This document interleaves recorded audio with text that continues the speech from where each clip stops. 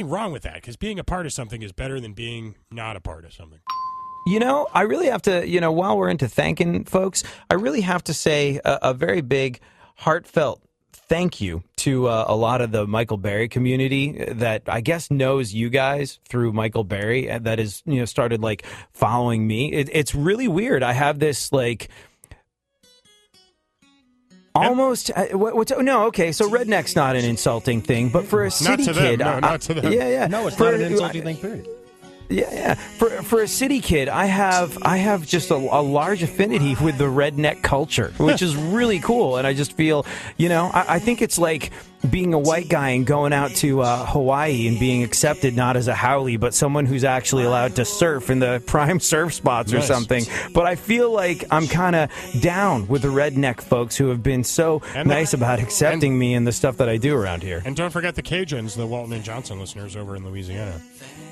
Yeah. So, okay, Ramon, you played high school football back in the day, didn't you? Sure did.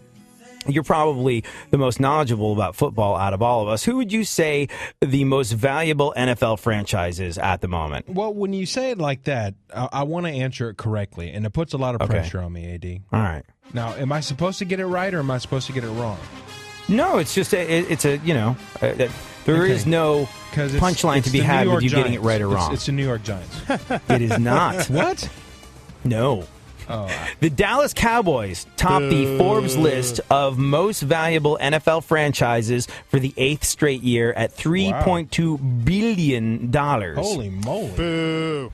They're going to need every last penny if they want to enjoy yet another stellar 8-8 season. Good job, Dallas Cowboys. Well done on being... You know what? The Dallas Cowboys are kind of like the New York Yankees, who I have an affinity being a New Yorker, but like, you ever heard that Doug Stanhope thing where he says, if you go cheer for the New York Yankees, who have just got the most money and buy all the best players, it's like going to Vegas and cheering for the house, being like, yeah, bitch, dealer busted your ass. I kind of feel the same way about the Dallas Cowboys, too. Well, they always say that the Cowboys are America's team, like if you live in a part of the country where there's no team necessarily. But I've basically only lived in two places, Houston and Chicago. And Chicago Bears fans and Houston anything fans hate the Cowboys, man. Screw them. It's this weird thing. It's this weird thing where people are being suckered into believing that if you don't like the Cowboys, you're un-American. Yeah, boo the Cowboys. Don't take the race baiting of the Dallas Cowboys. That's not okay. Hey, hit the news bed, Kenny. Let's go over the events of this week. We have a news bed. Yeah. Ramon. Yes, sir. Do you care about American Idol? No. Kenny, do you care about American Idol? I've never watched a singing contest show in my life. I find competitive musicians on Pitchfork. I'm sorry. If you are like me, your answer to the do you like American Idol or care about or watch American Idol, if you're like me, your answer to that question is no, of course not. That's everything that's wrong with music in general. There is one American Idol contestant, though, that I love. I love what he stands for. I even love his music, and I was happy to hear that this past week just gone by, former American Idol contestant William Hung. Remember him? William Hung got married. Oh, nice. Not much is known about his new wife, except for, of course, the fact that she bangs. She bangs. I knew that was going to happen. I've been sitting on that one all week. I really have nothing after that. Oh, wait a second. Jackie Chan. Did you see this? Jackie Chan's son got arrested for drugs. Yeah, I didn't see that coming. Jackie Chan said his son's drug arrest is the most humiliating experience of his life. How would he have said that in his own voice, Kenny? Oh, hello, the most humiliating experience of my life. I wasn't ready for that. Jackie Chan's voice is a little different than that. That was just like a generic kind of Chinese, Japanese guy. That wasn't really fair, I don't think. I'm sorry, I didn't give you a chance to finesse it up to your usual Asian voice standards. Yeah, I should have been ready, though. I feel bad that I wasn't on top of that. I'm really good at racially insensitive anything. You were a little slower off the mark. Usually all I have to do is say something about Asians, and you're in there with gong sounds and the most hideously insensitive accents anyone's ever heard. I know, I apologize. I was trying to get this awesome song queued up. I was trying to get the ultimate karate song queued up while we were talking about Jackie Chan. course, he's not in this movie, but he did play Mr. Miyagi in the new Karate Kid. That's right. He wasn't in the original Did he? one, though. Yeah.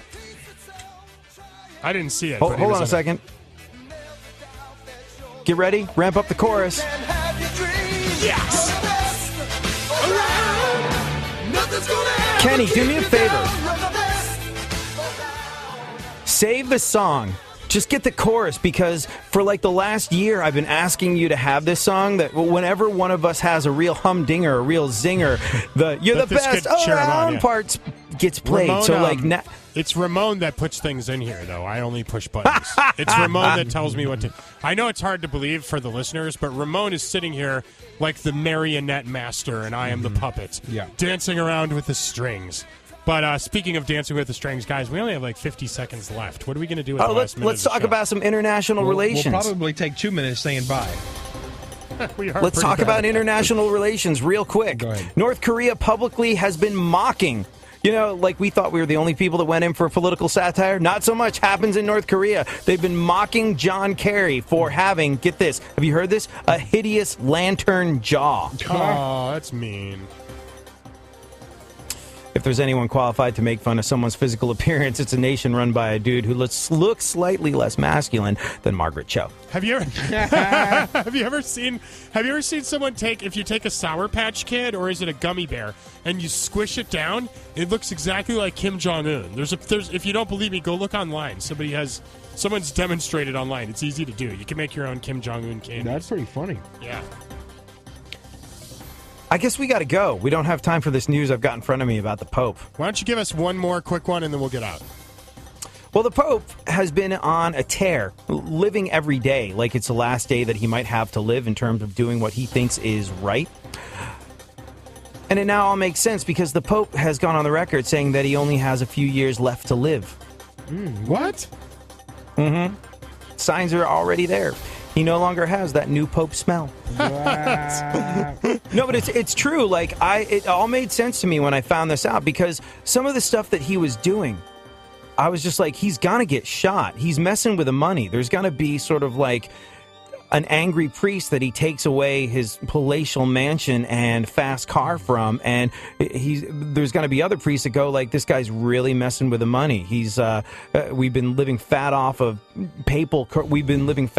of church corruption for years, and this guy is messing with the money, so we obviously have to take him out. Like a lot of the things that this Pope is doing, very, very courageous, and it now all makes sense because he feels he only has a few years left to live, so while he's here, he is going for it hardcore, and for that we thank him. And for that we thank you. When you get right down to it, though, all of us have but a few more years remaining. Yeah, nobody's guaranteed a tomorrow, Ramon. Amen. On that note, people, we love you. Thank you for listening to our delightful radio program, the Third Coast Radio We can't Experience. end it like that. That's macabre. Yes, thank you for listening. We're all going to die someday. Hold on. There is no tomorrow. Thank you for listening. Hold on 1 second. What is it, Ramon? It's macabre.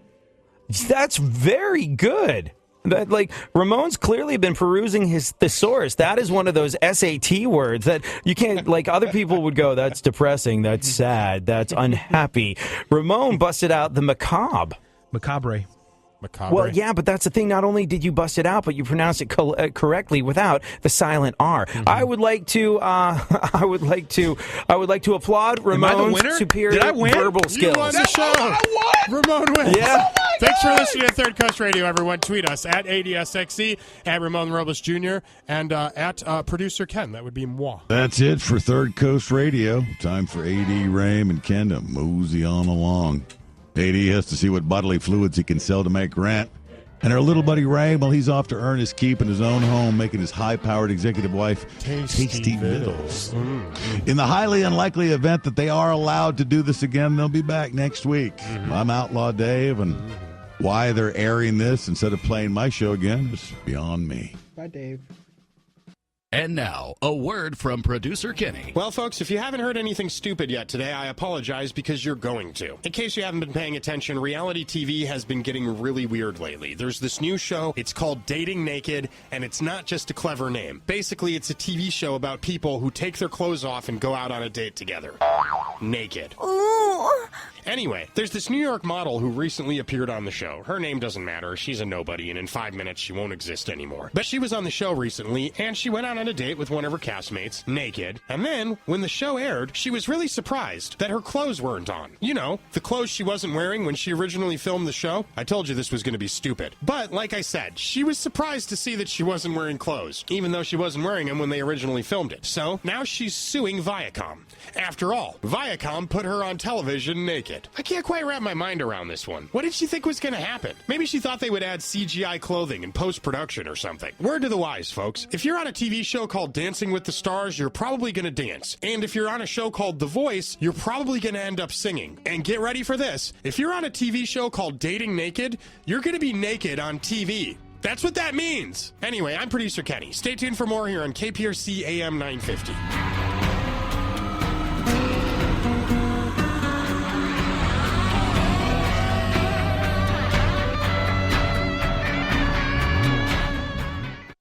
It's been said life is good. Life is good. But it ain't jack squat without stimulation.